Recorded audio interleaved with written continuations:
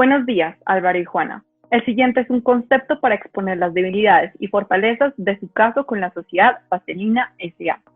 Para comenzar el análisis, no puede dejarse de lado una pequeña precisión acerca de los órganos de administración. En primer lugar, nos encontramos ante una sociedad anónima, sociedad que tiene como órgano vital una junta directiva. En este orden de ideas, no es posible que la Cámara de Comercio permita la constitución de una sociedad anónima si ésta no tiene una junta directiva.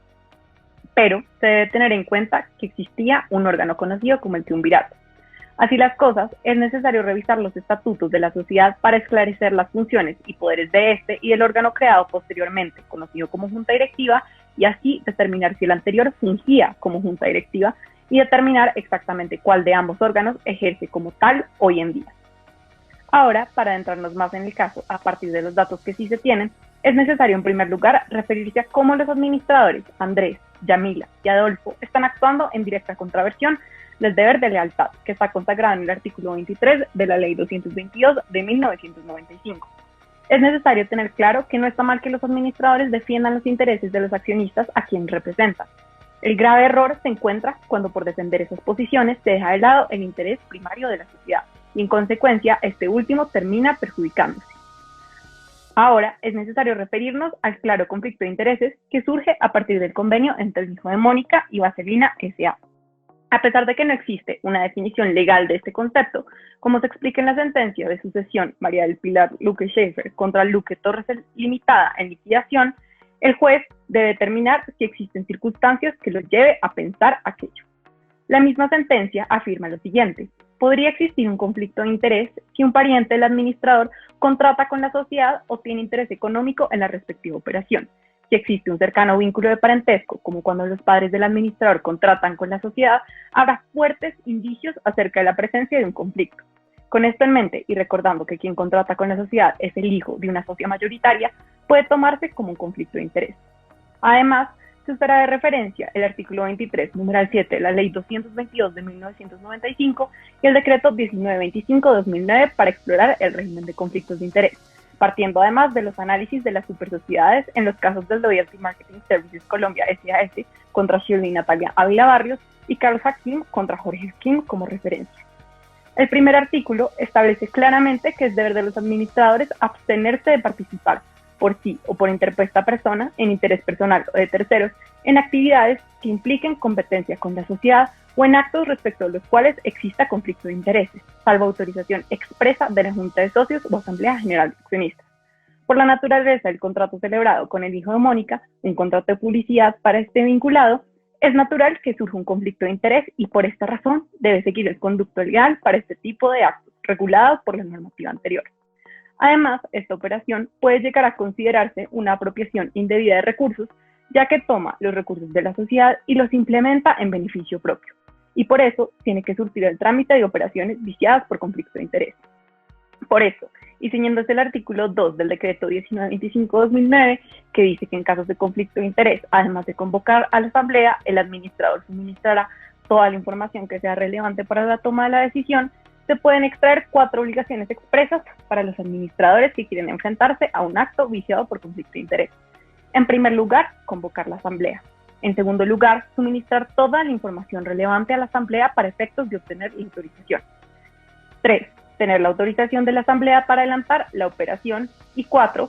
Que exista una obligación de razonabilidad, es decir, que la operación no perjudique a la sociedad ni a sus accionistas y que exista una clara y mayor proyección de beneficios que de gastos. En el presente caso, la asamblea se convocó después de tomar la decisión de forma meramente confirmatoria.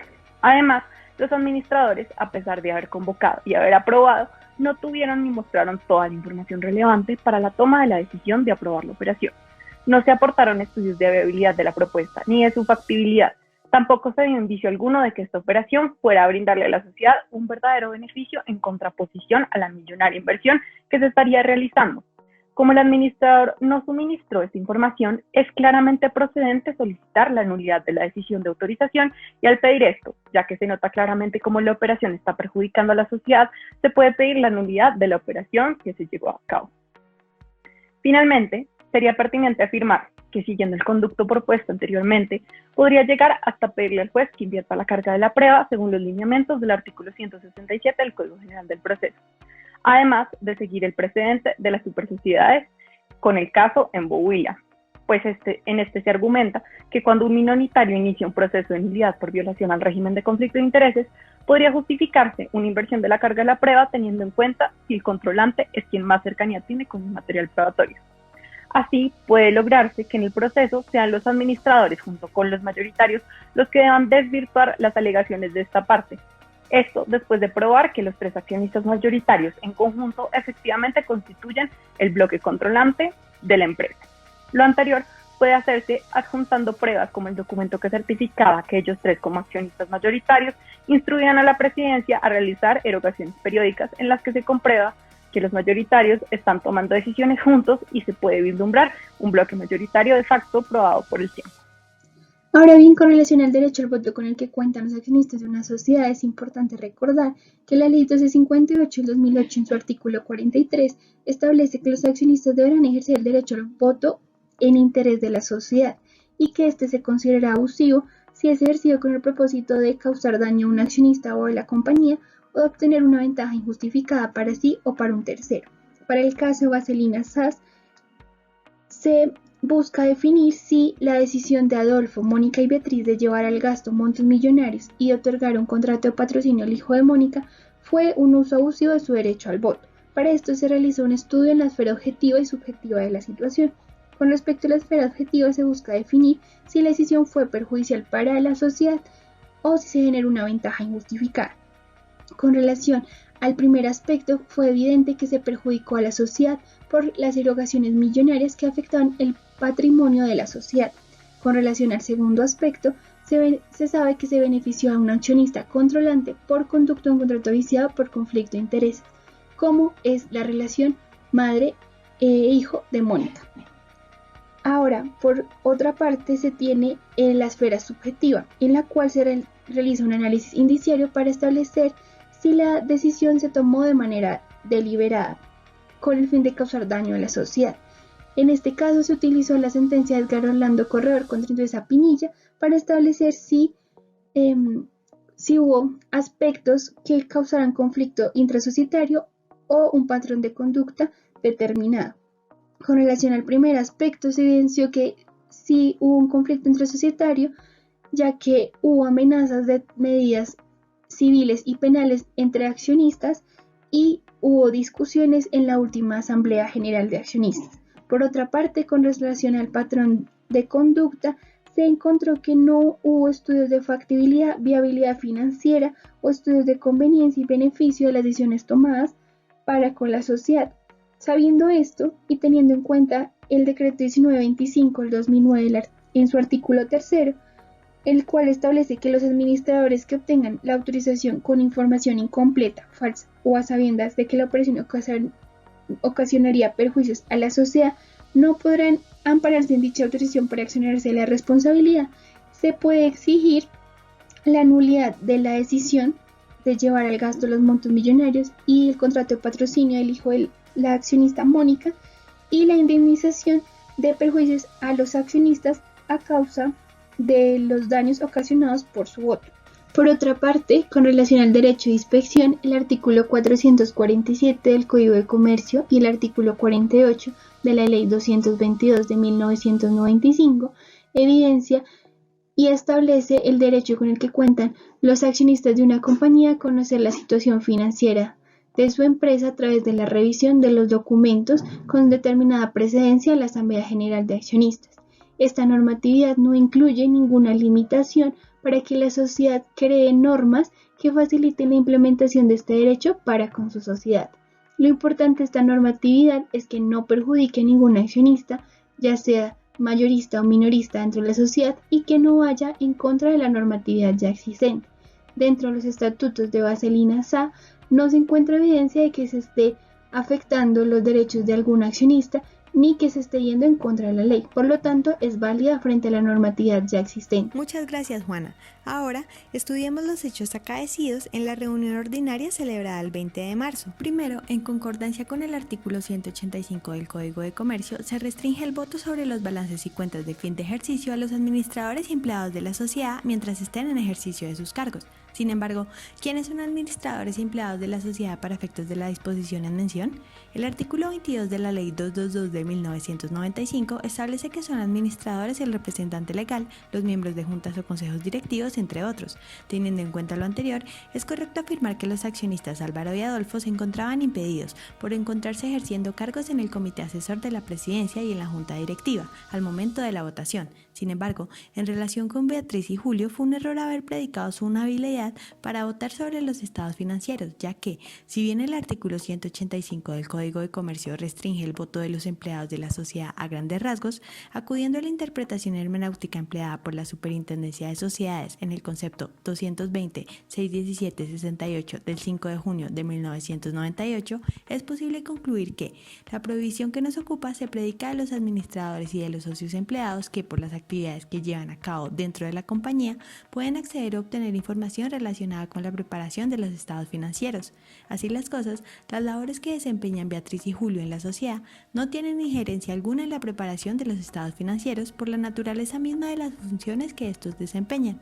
Bajo el escenario expuesto, el quórum y por consiguiente la mayoría decisoria para efecto de la aprobación debió haber sido integrado con las acciones de Juana, Mónica, Beatriz y Julio, quienes tenían aptitud para votar. No obstante, la decisión se tomó con un quórum para deliberar correspondiente al 50,43% de las acciones suscritas. Nuestra mayor debilidad aquí es que la decisión verdaderamente se adoptó sin contar con el quórum requerido por el artículo 427 del Código de Comercio y, en ese orden de ideas, por el imperio de la ley, de acuerdo con el artículo 186 y 190 del Código de Comercio, la no aprobación de los estados financieros queda automáticamente sin efectos jurídicos por no requerir de declaración judicial para que la decisión devenga ineficaz. Sin embargo, algo que juega a nuestro favor es la presunción de existencia de subordinación consagrada en el artículo 261 del Código de Comercio. La ventaja que tenemos en esta cuestión es favorable si se quiere probar la existencia de una matriz constituida por Mónica, Adolfo y Beatriz.